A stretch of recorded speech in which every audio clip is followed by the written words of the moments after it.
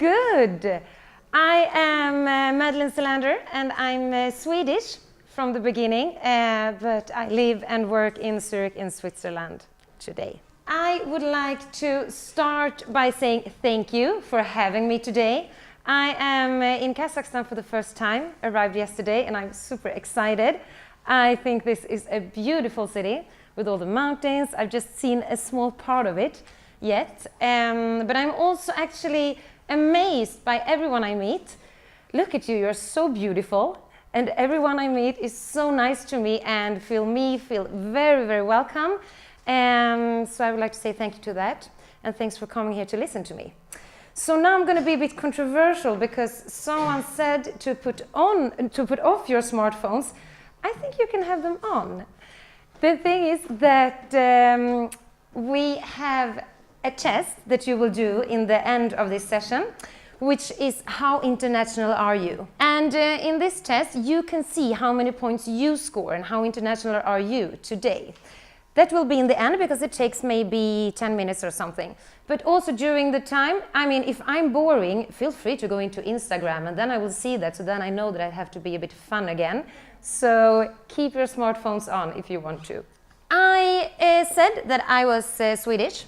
I'm 32 years old and I have a Master of Science in International Business.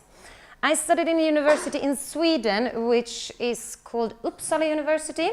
And I'm a bit stunned of the nice place you have here, because Uppsala is a very old university, not as high-tech or nice as yours. I work at EF Education First. Who of you know about EF Education First? A few. Okay, good. Who of you could point out Sweden if you got a world map? Maybe. It's a very small country compared to yours. I learned yesterday that Kazakhstan is the 9th biggest country in the world. Is that correct? Yeah? I also heard that it's over 100 different nationalities in Kazakhstan. It's amazing, right? I'm really stunned. I'm super interested in different cultures, so I think that was very interesting to hear. And my passions in life, some of them, are business, making business, working with driven people in a business environment, traveling, love traveling. I think the cultural exchange, both when you travel and when you work, is really interesting. That's why I said yesterday and was like, okay, so what do I eat when I'm in Kazakhstan? And they said horse meat. And I was like, okay, let's try that, because I've never tried that before, and in Sweden you would never have it. So tonight they promised me that I will have horse meat. I also asked, so what is the typical Kazakh people? Do you have any like typical personalities?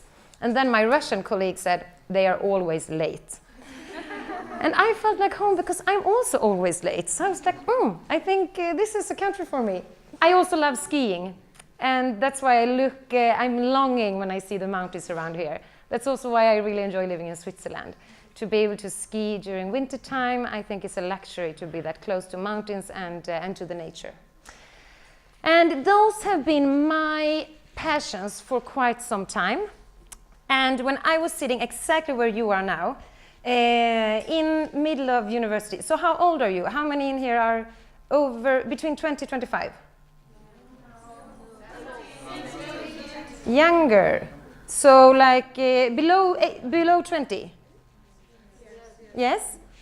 Amazing. You start university much earlier. That's good for you, because then you will be earlier than Swedes, for instance. Okay, so when I was slightly older than you, but sitting at a university, I had a dream. And that was to do an international career.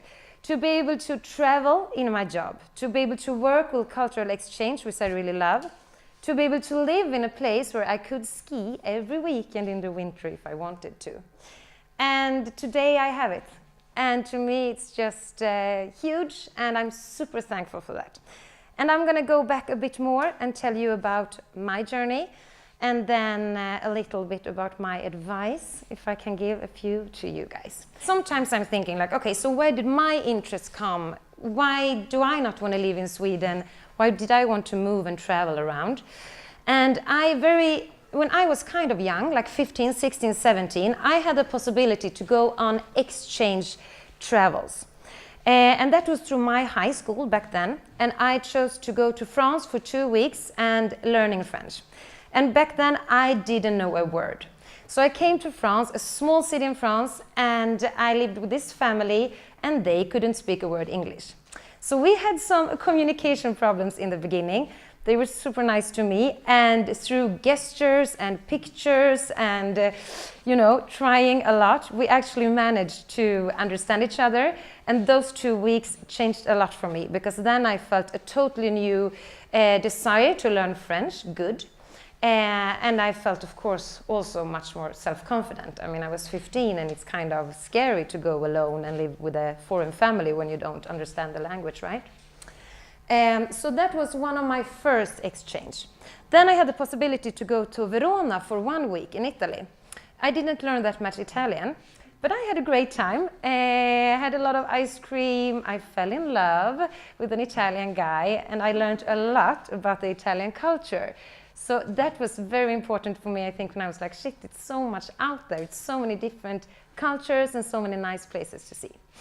And then I also had the possibility to go to Poland and Czech Republic, just for a few days in each. The same there, living in families. And then me and my family, my parents and my older sister in Sweden, welcomed those students home to us. So it was really an exchange. And I think every one of us, I'm still in contact with 2 of those girls, and this is like 15, 17 years ago today, a long time ago. So this was kind of important for me in the beginning to see like, hey, it's really cool to see other cultures and to learn by actually being welcomed in their families. Later on, I graduated high school, and then I took my passion for skiing. I went to the French Alps and worked as a ski guide and a tour leader. And this is maybe a Scandinavian phenomenon, but we do take gap years. And with gap year, we mean that after high school, we might take 1 or even 2 years before we actually go to university. So this was what I chose to do then, skiing, learning French, and just being in the mountains, meeting a lot of new people as well. And I think that even enhanced my I would like to live abroad one day. And then I went to university, which of course is important. I went back to Sweden with a small, I had 1 semester in EM Lyon in France, so I was back in France. And then I was in the university and I had 1 year left. And I got a call from the company I worked with in France. And they were like, hey, Madeleine, we bought a hotel in the Caribbean. And I was like, wow, the Caribbean. For me, that's really, white beaches and palm trees and turquoise water and beautiful. And I was like, okay, but you know what? I'm studying now. I cannot do that. Oh, but can you maybe just take 1 year off when you're studying and come to us and help us open this hotel? And I wasn't sure, because I was in love again, not with the Italian guy. Now it was a Swedish guy. And I was like, but I have my boyfriend here and I don't want to leave him. And they're like, okay, but maybe you can bring him. And got a job at the biggest media company in Sweden, which is called MTG. I don't think you know about it here. It's in the northern of Europe. But do you know about Netflix? Yeah. It's like the Scandinavian version of Netflix. So I was working with movies and TV series. I get to go to the Oscar Award in Los Angeles, and I get to go to the film festival in Cannes. And it was a very, very interesting job within marketing, mostly marketing and PR. But then I felt like, this is nice, and I love TV series, like everyone likes TV series and movies, and Leonardo DiCaprio. But I felt that no, I want to work with what I really, really love, and that is cultural exchange, education, language, and people. So I had the possibility to start with EF. And I used to say that in Sweden, do you know about the company H&M? Yeah, that's where my dress is from today. Do you know about IKEA? Yes.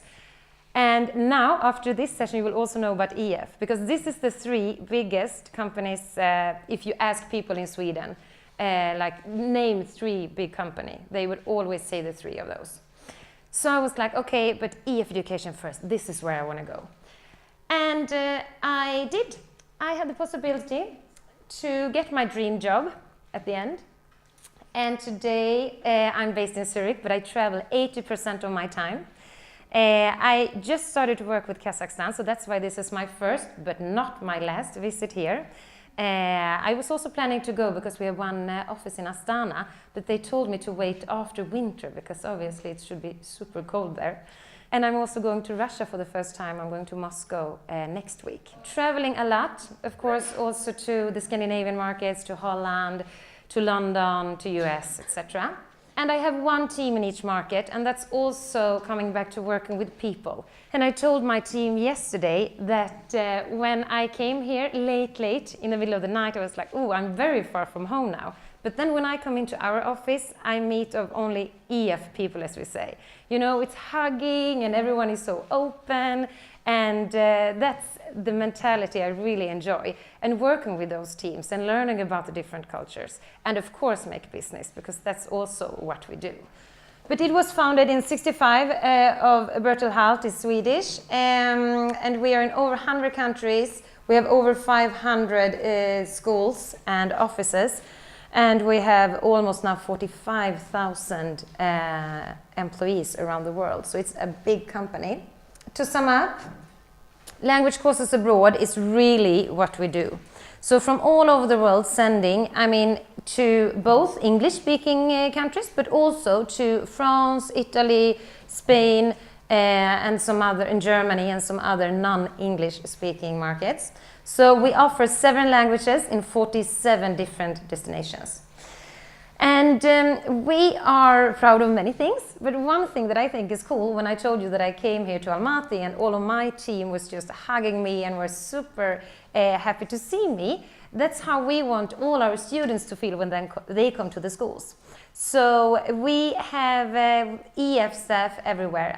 We are all EF, everyone, school directors, activity managers, all the teachers, and also us that you would have, like our sales office here in Almaty.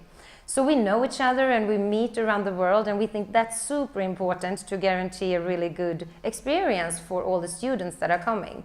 And that's also something that many people feel is safe, because then you know that what I tell you when I talk to you is also what's actually going to happen when you are in the school, because that's my friends and that's my colleagues. We are also super proud of our locations. Has anyone here been in Paris? A few. Our school in Paris is just behind Lafayette and close to the opera. So it's like a top location. If you're in Paris, you want to be in Paris, right? Has anyone been to London? A few. And there our school is just close to Waterloo, also super central. And has anyone been to Miami? Cool, I haven't. I would love to go, but I know that our school there is on Miami Beach, so it's just at the beach side. Just a few examples. We think that if we're going to explore the biggest cities and the best places in the world, we should be in the right locations. As I heard, as I said, it's over 100 different nationalities living in Kazakhstan. And in our school in London, during peak season, we have over 100 different nationalities in the students.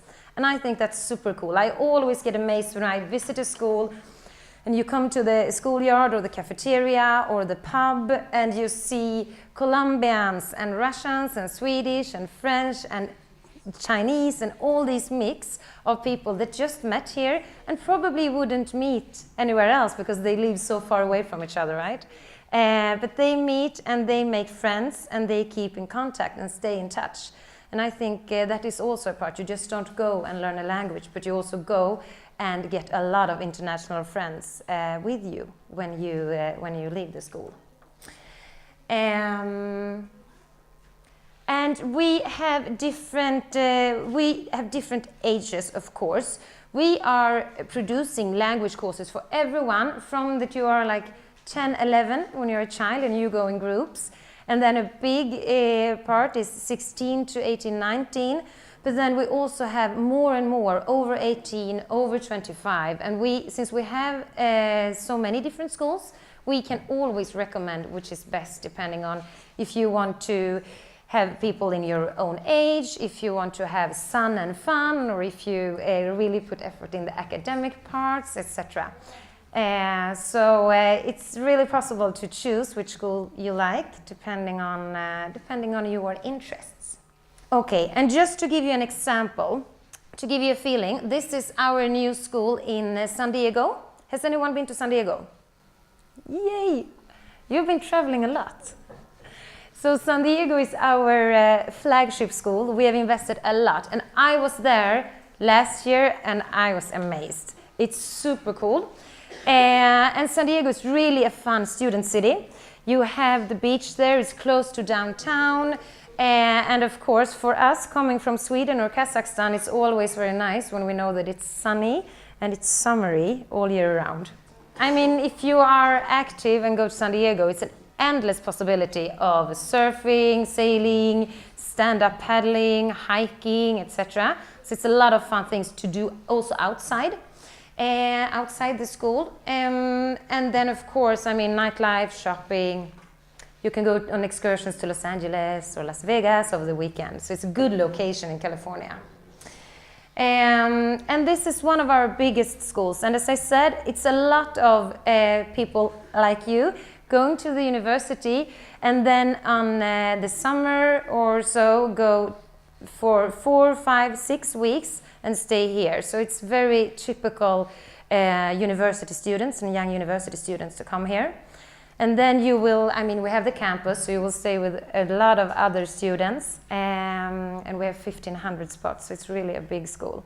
I would recommend it. If I could do one thing again when I was 18, 19, I would definitely take some time and go to the San Diego school to study. And talking about now, I have heard that everyone studying in this university is very good in English, which is super. But I would like to share some results with you. We recently, once a year, EF does an English test. And do this test in 80 countries with a median age of 26. And we published it. Actually, it was published yesterday. And which place do you think Kazakhstan is at? 80 countries. Just give me something. Number 1, no, unfortunately not. 35, good guess. 26, you want to know? 67. And this is, so we presented it yesterday and we had some of our partners and journalists and they were like, oh, but 67 is not good, but it's a huge opportunity. I mean, for you guys that are so good in English, it just makes you sticks out even more, right? In the top, we have the Scandinavian markets, Netherlands. And as you can see, so the blue is for very high and then green is for high, etc. So you see some of the other rankings here. And for the top markets, so Netherlands, Sweden, Denmark, Norway, now this year Singapore also came into the top 5, which is new for this year. Finland, Luxembourg, etc. And we discussed a lot, so what is common for those markets? What is common for those countries? And I would say, as a Swede, that of course we start learning English very early, but I think you do as well. So at which age do you start studying English in school? 7? Sometimes earlier. Sometimes earlier even, yeah? So that's like that's very similar to Sweden. So it cannot only be that, right? We do focus a lot on the communication part, not only, you know, writing words and grammar, but a lot of the communication, important. I think one thing that is super important for this is that from that we are kids, we hear English all the time. We never dub the movies, so we have subtitles, so even, you know, when you are 4 and watch a Disney movie, you see it in English. And of course, when TV and media and movies is so exposed to you, so you hear it all the time, it's easier to pick up, I would say. That and the combination that we actually take often a gap year and go a lot abroad to learn a language or to just experience another culture, and often then English, is of course also something that I think affects. But I was here to tell you a bit about how to build an international career, right? So I gave you some background about me and the journey I've done, and it's very, very thankful for. and then some info about EF, and now where we are English-wise. And I would like to, before I end, send a few recommendations, advices, you can listen or not listen, on how I think you can build an international network and an international career. And number one is exactly what you're doing now, and that's the education. And that might sound boring, but study a lot and get good grades, because it will help you very, very much. I think that education is one of the most important things that we can do and that we have. So continue. If you have the possibility in this university to go on an exchange semester, I also really advise you to do that. It's a lot of fun, but it's also very good for you. Number two, make sure to learn English, not only so you learn English so you can read and talk a little bit, learn it. Learn it so you can work with it, so you can have it as the official language in your company, because that will make you so competitive when it comes to applying for jobs later on. And I mean, I read the other day that 75% of everything that is written is in English in the world. And that's kind of impressive, right? And that says something, that if 75% of all the words that are written is in English, it says something that we should make sure that we can speak and understand really, really well. And then I would say build an international network. That has helped me a lot. That's how I got the job in EF. That's how I can also travel privately now, because I have a couch to sleep on in many different countries. I mean, today as well, with the Facebook and LinkedIn and Instagram, add people that you meet and keep in contact and help each other and work with this network. It's of course super good for your professional career, but it's also so much fun. It is really nice to have friends from all over the world and from different cultures. And the last one I would say is take chances. I think that there are several times in my life that it's things that I'm like, oh, but I don't know if I dare to do this, or should I really go alone, or it's easier to stay in Stockholm, it's easier to stay in Almaty, but don't. I mean, you only live once, take chances, so take the chances and the opportunities to actually get abroad and make international friends. I think it's about, again, to never stop believing in yourself, because that can be sometimes that it's easier to take a step back, and that goes of course for everyone, but maybe sometimes especially young women that really want to deliver and really want to perform very well. So take the chances, take the risks. Everything doesn't need to be perfect. That's another thing. You don't have to have the top grades and work out every day and look super beautiful and have a lot of friends and have a boyfriend and take care of your family and your old grandmother and, you know, be that perfect person. It's okay to have own strengths and to choose what you want to do. I think that's also one thing that we often, you know, we're scrolling through Instagram and we see those perfect people all the time and with the perfect lives. And everything doesn't need to be perfect. And that also comes when you start to work. I think it's super important to work hard, but I also think it's important to work smart. So make sure not to become like too much of admin and details, but also do these kind of things, meet people, and do things that you really, really like, and dare to try new things and challenge yourself. So when it comes to visas, now I also have Veronica here, who is more of an expert when it comes just to Kazakhstan. But we are trying to help as much as we can when it comes to filling out forms, helping out with interviews, etc. As if you also, I mean, then it's two things. If you travel with us on a language course, we help you with everything. I would say our staff is helping you with everything. Then of course we cannot guarantee or control rejection or approval. But we have a lot of experience in it, and I mean we are sending a lot of students every year. And then if it comes to more working with us, then it's much easier. I mean, if you would start working here and then go abroad. But I mean, we are doing everything we can to help, even if we are not the ones that are actually making the decision. I have not seen that since I started within EF. And I think that might, because that's also a very relevant question, and I know that it's a lot of discussions around it. I think since EF is such a global company, everyone is so different. I mean, within EF, all nationalities works, all sexualities, all kind of people, all personalities. So we are an extremely diverse and open-minded company. So in that sense, I haven't.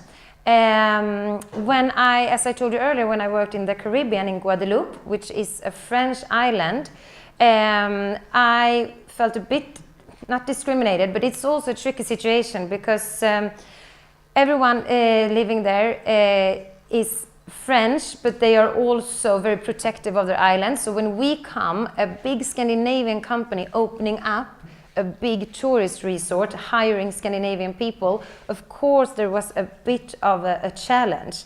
And then I could feel, because then I was kind of young, and as I said, I was white, so it was very clear I was non-French, that I was not from there. And then I had some difficulties. I wouldn't call it discrimination, because I think it was more to actually overcome, not to come into a new culture and just, you know, hey, I'm Swedish, I'm going to do it the Swedish way. But more like, okay, I'm Swedish, I'm very happy that I'm here, please show me how you do it, and I'm going to try to learn. So I think I've been quite fortunate when it comes to discrimination. Okay, so 3 words, tricky. Because I would say the first in beautiful and friendly people, but that's already too many words. That's one thing. 2, the nature. The mountains was the first that struck me. And 3, big streets. It's very big streets, you know, only one way and so many different files. I come from a small city, I'm not used to these big streets. I think it's important to be somewhat, have done somewhat research before I come somewhere. That would be a big thing. So the biggest thing, or most valuable thing that I bring from traveling, no, but that would be get so many new impressions and so many new experience. And also that I think that every time I travel to a new place and meet new people, I kind of change my mind of viewing things. Because now, when I come back, I'm going to fly back tonight. When I come back to Zurich, my world is bigger, right? Because now I've seen, it's also bigger because this is a very big country, but it's bigger because I've seen one more culture. So I think that I'm all the time growing my life and my perspectives when traveling. So before we leave, we would like to make a small game, and then you need your smartphones. So up with your phones if you have them with you, because now we need to see who is the most international person in here. Just how international are you? So you go to ef.kz/intl.